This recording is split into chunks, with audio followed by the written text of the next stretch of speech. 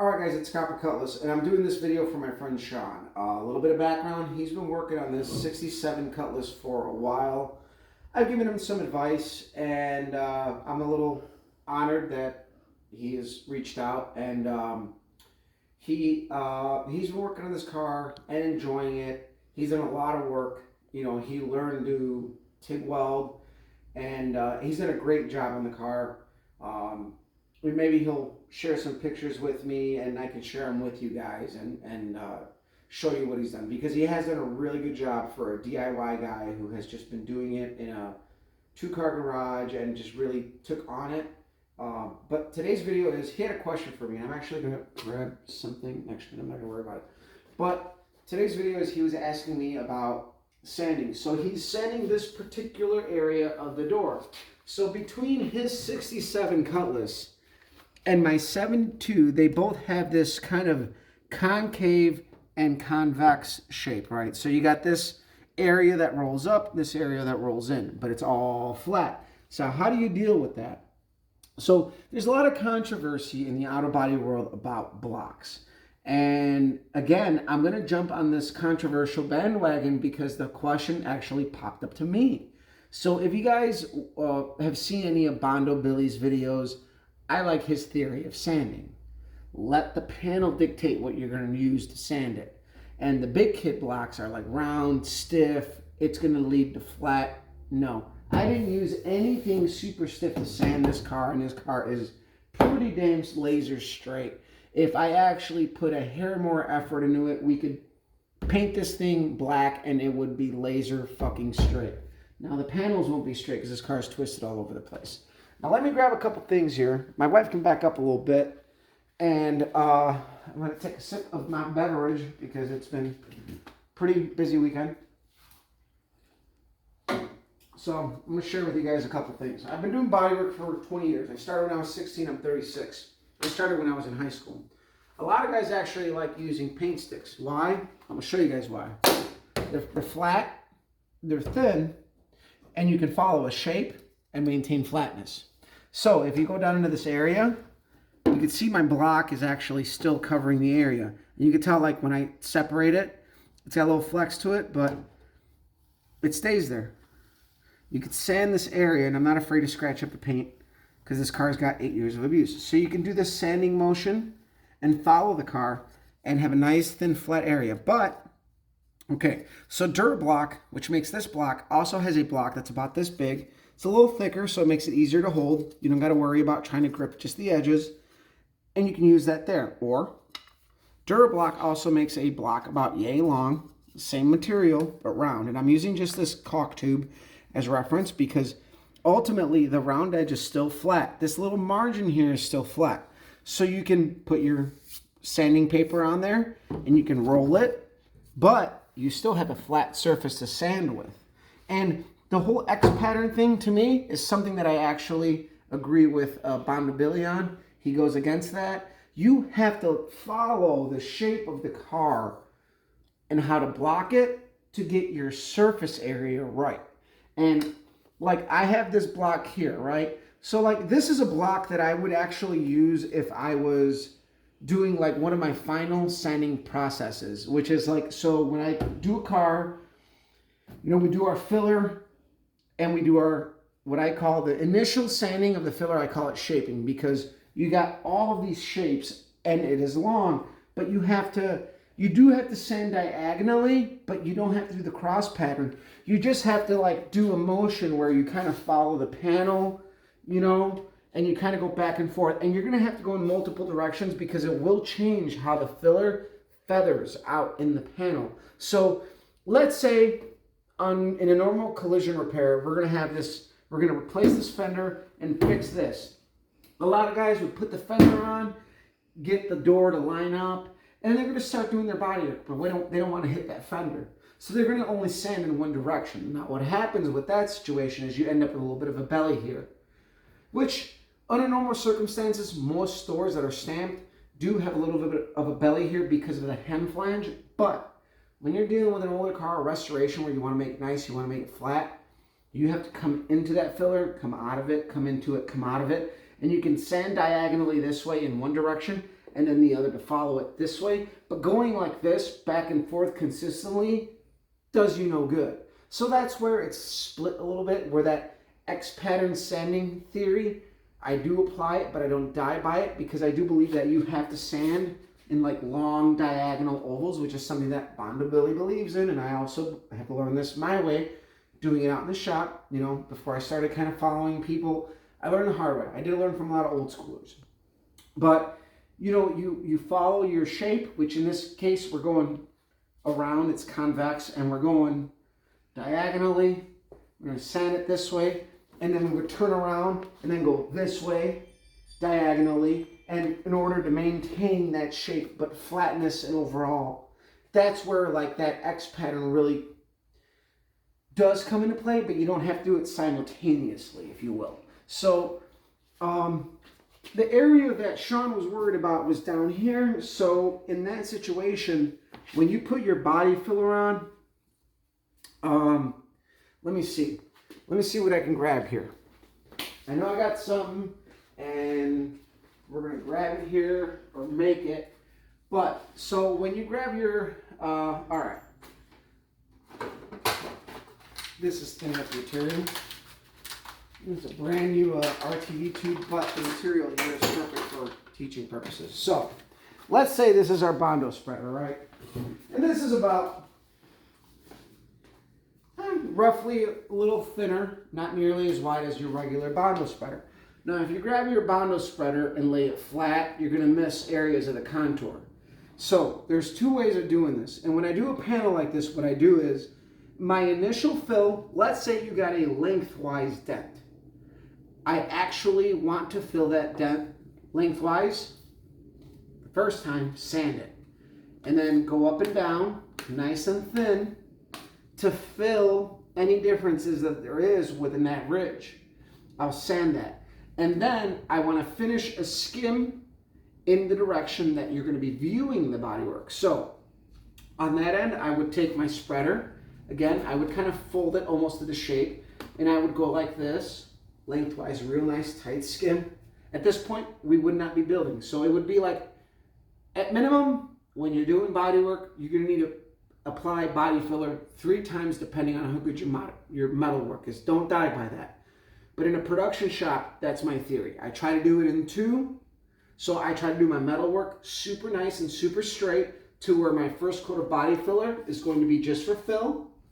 We shape it, and then we finish it at a nice skim in the overall length of the car. So what I would do is I would finish off my body filler work. You know, we're going to sand it, we're going to shape it, we're going to come in, and we're going to do it. And then we're going to grab like our glazing putty, our finishing putty, and then we're going to grab the plastic spreader, which is pretty malleable, like just like this cardboard, and I would go lengthwise. I would go longer than the area that's repaired because you have to feather in.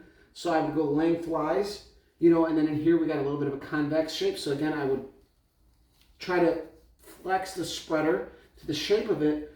So that way that when you're sanding, half of the work is already done by you actually shaping the filler into that area. Now, I'm not saying that you're going to be filling in a fucking ginormous dent. No, at this point, when you're done with your metal work, ultimately, the industry standard, no more than 1/8 of an inch of filler. That is what you're shooting for. And the way I gauge that is I have usually one of those little pocket screwdrivers, those little magnets. You got like, if you can stick it to the metal, you know, like, you can hear this is pretty thin. There's no filler in this door except for this little area here because I didn't need door skin. Now, down here, there's actually filler. You can hear a difference, but I also patched it, so I welded it. It's a little sturdier here. And there's pictures in my Facebook where I did all the metal work to this car when we did it, but ultimately, the way I do it is when you're going to do your finish sanding, you want to go in the direction of overall how you want to finish it. So let's say we're fixing this area, which is he is concerned about and having a hard time with. You're going to go ahead and you're going to flex your body spreader. So let's say this was flat. We're going to go like this. We're going to go here like that. We're going to follow it. And then it goes from convex to concave real fast. So then again, we're going to go ahead and we're going to bend it the opposite way and follow it. We're going to try to maintain that original shape and go. And yeah, you're going to end up with a couple of streaks. Now, for the beginners, using 36 grit may be good because you're going to knock out some of those overlapping streaks from the spreader. You're going to end up with little lines. So then, but you don't want to put body filler over 36. You can use 36 grit to knock down the body filler, but I like to finish it 80. Bondo Billy will put filler over 36 grit, and it works for him. I just personally, in my experience, that's what I like, and nothing against him, because I do like his work. I do like his page. I like the bluntness of it. And if you guys actually want a good source of information for bodywork, it's very, very DIY friendly. He is very blunt and brutal, but there is good information there because he doesn't over-explain it like I probably am. But I like to follow the line. You know, we're going to fold it, we're going to go this way. We don't flip it because you don't want to ever flip the spreader. What happens is when you build up a filler on the backside of the spreader, you start to drag it on the backside and you end up with an unsatisfactory quality spread. So what happens with that is you start to drag little chunks of filler that are just, the filler is very viscous. It's very thick. So it starts to kind of like drag off if it's on the backside. And what happens is when you have like a little blob here, a little blob there, and a little blob there, and you start to sand those off, you actually create low spots as you're sanding that. So you want your body filler to be as smooth as possible, at least in my perspective, because I've done a lot of metal work over the years. I'm very good with metal straightening, and of course, like I'm not a metalsmith, so I'm not going to be able to metal finish it 100%. I got to use a little bit of filler. But I do not. I despise using body filler. I like to use it as little as possible. A good metal finish is key to that. So if you got little low spots and you know you can pop it out, pop it out. Because again, like you can also, this also will help you because you got a long area. So you can take like a 4-inch, like a 4-foot, let's say you take a 4-foot square and you take the T off of it and you can put it on the panel.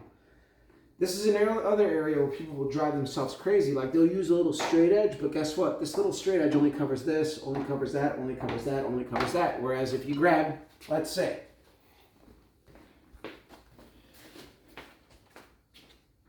this is a belt measuring tool. Don't ask me why I have this. Let's say you lay this up against your fender. Now you know, and this fender does have a, you know, it's not exactly flat. But guess what? It covers the big margins here and there. So, but at the bottom of the door, that area is flat. The fender is not because it bubbles out because of the stamping in the fender. And this is where the controversy comes in play with those big kid blocks because you're making an area flat that is not supposed to be flat. You look at these cars, originally they do have a Coke bottle shape, and that's why they call it that. So let's look at this rear quarter panel. This rear quarter panel has, and this is the perfect car for this argument. Now let me grab a couple things here because we're going to go back to this. This is a subject I actually work in that I don't talk much about. As you can see, we got house paint and cleaning solvents here. But so we got, to better explain, we got this body line here. Between this body line and this here, this is not only going round this way, but you're going round this way. And then this area is even more complicated because you're going this way, but it's still following that. So this area can't be sunk in. You'll see it. And it can't be standing out too much because you'll screw up this body line. So that's where like a thin, flexible block, some guys actually like to use rubber hose, like radiator hose for this area where you can flex it to the actual shape it needs to be. And you shape it, right? So like this, but flexible, and you shape. And you kind of go up into the A-pillar a little bit, but the A-pillar you shape as a separate area going down, and that's where you have to learn to split your body filler and blend it all together, because this quarter panel is actually seamed here, because you can't get a full A-body quarter panel. So I had to do my filler work, get it rough, bring my seam filler work from here into here, and then do one skim coat and blend it all together by blocking up, down, this way, we weren't going in an X pattern in this situation because we're blocking this. We're coming back, we're going up, we're shaping it. We're shaping the filler. We're not sanding, we're shaping. Just because you're shaping does not mean that the body filler is thick. But this is not a flat surface. You are removing by sanding, but you also have to follow the contours of the surface. And on this panel, you have, again, you got this, and then you got this body line. So in that area, I would have used my DuraBlock, which is roughly like this shape, just thicker. I would bend it just enough to get the contour right, and I can dig into the bottom of this little trench here and go. And then there's a little bit of body line here. But this body line here, this little hip here disappears at the front, and it becomes tricky. That's where you turn your block, and then you kind of feather it in from this little, it's just this little peak here. You're probably not going to be able to pick it up in the camera, but you're going to go, and then you go flat. You go up, down, flat, up, down, flat, down at the bottom. And then from the bottom, you go up, round, flat, until you get to the leaning edge of the door, and then you finish it, and you smooth it out flat, and you're done. I know it seems simple, but simple by the way I explain it. It took me a long time to really perfect I like to believe that it came easy to me because I just picked it up naturally, but it took me a long time to really get it down to the part where I could do it in a production setting, do a good job, do nice body work, flat body work, and apply all of these theories that I just kind of picked up along the way. And I can't say that I don't say that the long block that's super sturdy isn't going to work.